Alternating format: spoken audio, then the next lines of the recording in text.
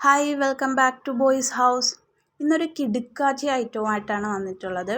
വളരെ കോമൺ ആയിട്ടുള്ളൊരു റെസിപ്പിയാണ്, പുതുമയുള്ളതൊന്നുമല്ല. എന്നാലും ഇതുപോലെ ചെയ്തിട്ടില്ലാത്തവർ ചിലപ്പോൾ കാണും. അങ്ങനെയുള്ളവർക്ക് ഒന്ന് ട്രൈ ചെയ്ത് നോക്കാൻ പറ്റുന്ന ഒരു അടിപൊളി റെസിപ്പിയാണ്. എൻ്റെ ഫേവറേറ്റ് ആയിട്ടുള്ളൊരു ഡിഷ് കൂടിയാണ്.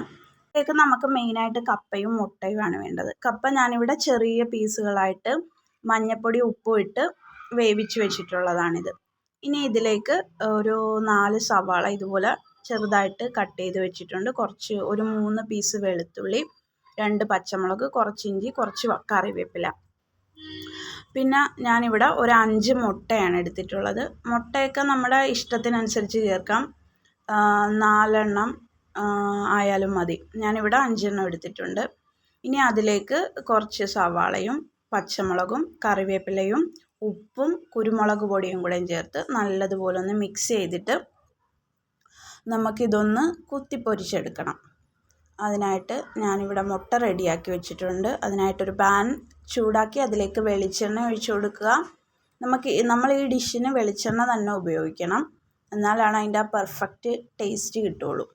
ഇനി അതിലേക്ക് വെളിച്ചെണ്ണ ഒഴിച്ചിട്ട് മുട്ട ഫുള്ളായിട്ട് ചേർത്ത് കൊടുക്കുന്നുണ്ട്. ഇനി അത് ഇതുപോലെ നമ്മൾ കൊത്തിപ്പൊരിക്കുന്നത് പോലെ ജസ്റ്റ് ഒന്ന് മിക്സ് ചെയ്ത് ചെറിയ ചെറിയ പീസായിട്ട് റെഡിയാക്കി എടുക്കണം. മുട്ടക്കപ്പയാണ് നമ്മളിന്ന് തയ്യാറാക്കുന്ന വിഭവം. വളരെ ടേസ്റ്റി ആയിട്ടുള്ളൊരു റെസിപ്പിയാണ്. ഇപ്പോൾ ട്രൈ ചെയ്തിട്ടില്ലാത്തവരുണ്ടെങ്കിൽ എന്തായാലും ഒന്ന് ട്രൈ ചെയ്ത് നോക്കണം. ഇനി ഇത് നല്ലതുപോലെ ഇതുപോലെ കൊത്തിപ്പൊരിച്ച് മുട്ട ഇവിടെ റെഡി ആയിട്ടുണ്ട്. ഇനി ഇത് നമുക്കൊന്ന് മാറ്റി വെക്കാം. ഇനി നമുക്ക് കപ്പയൊന്ന് റോസ്റ്റാക്കി എടുക്കണം. അതിനായിട്ട് കുറച്ച് വലിയ പാത്രം എടുക്കണം. ഇതെല്ലാം കൂടെ നമുക്ക് മിക്സ് ചെയ്തെടുക്കാൻ വേണ്ടിയിട്ടാണ്.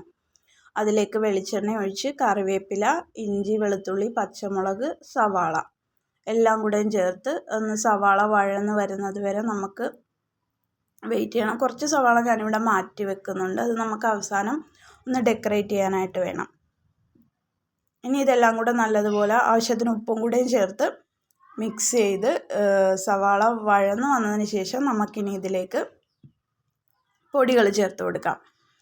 നല്ലതുപോലെ വഴന്ന് വരണം, ഒരുപാട് ബ്രൗൺ കളറായി പോവുകയും വേണ്ട. ഇപ്പോൾ ഇവിടെ സവാള റെഡി ആയിട്ടുണ്ട്. അതിലേക്ക് ഞാനിവിടെ മുളക് പൊടിയൊക്കെ എരിവിൻ്റെ ആവശ്യത്തിനനുസരിച്ച് ചേർക്കാം. പിന്നെ കുറച്ച് ഗരം മസാലപ്പൊടിയും കൂടെയും ചേർത്ത് കൊടുക്കുന്നുണ്ട്. എന്നിട്ട് നല്ലതുപോലെ ഒന്ന് മിക്സ് ചെയ്തിട്ട് അതിലേക്ക് നമ്മൾ വേവിച്ച് വെച്ചിട്ടുള്ള കപ്പ ഒരുപാട് അങ്ങ് വെന്ത് കുഴഞ്ഞു പോകണ്ട, ഈ ഒരു പരുവത്തിൽ വെന്ത് കിട്ടിയാൽ മതി. ഇനി അതെല്ലാം കൂടെ നല്ലതുപോലെ ഒന്ന് മിക്സ് ചെയ്യണം.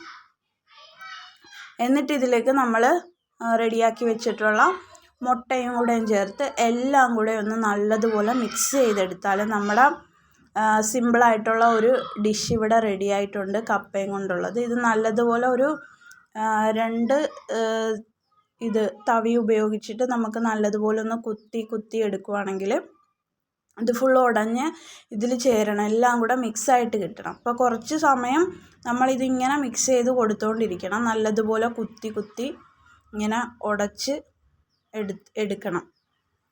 എന്നാൽ ഇത് ഫുള്ളായിട്ട് ഇങ്ങനെ കുഴഞ്ഞു പോകാനും പാടില്ല. കുറച്ച് കഷ്ണങ്ങളൊക്കെ ഇങ്ങനെ കഷ്ണങ്ങളായിട്ട് തന്നെ വേണം.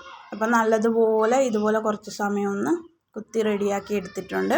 ഇനി ഫ്ലെയിം ഓഫ് ചെയ്യാം. എന്നിട്ട് ഇതിലേക്ക് കുറച്ച് കറിവേപ്പില, വെളിച്ചെണ്ണ, കുരുമുളക് പൊടി, കുറച്ച് ഗരം മസാലപ്പൊടി ഇത്രയും കൂടെ ചേർത്ത് ഫ്ലെയിം ഓഫ് ചെയ്തതിന് ശേഷം നല്ലതുപോലെ ഒന്ന് മിക്സ് ചെയ്തെടുക്കാം. അപ്പം ഇവിടെ നമ്മൾ അടിപൊളി നല്ല ടേസ്റ്റിയാണ് ഇത് നല്ല ചൂടോടുകൂടി തന്നെ കഴിക്കണം, അപ്പോഴാണ് അതിൻ്റെ ആ ടേസ്റ്റ് ഉള്ളത്. തണുത്ത് കഴിഞ്ഞാൽ അത്രയ്ക്ക് ടേസ്റ്റ് ഉണ്ടാവില്ല. അപ്പോൾ ഇത് എല്ലാവർക്കും ഇഷ്ടപ്പെടുന്ന വളരെ സിമ്പിളായിട്ടുള്ളൊരു ഡിഷാണ്. കഴിച്ചിട്ടില്ലാത്തവർ എന്താണേലും ഒന്ന് ട്രൈ ചെയ്ത് നോക്കണം.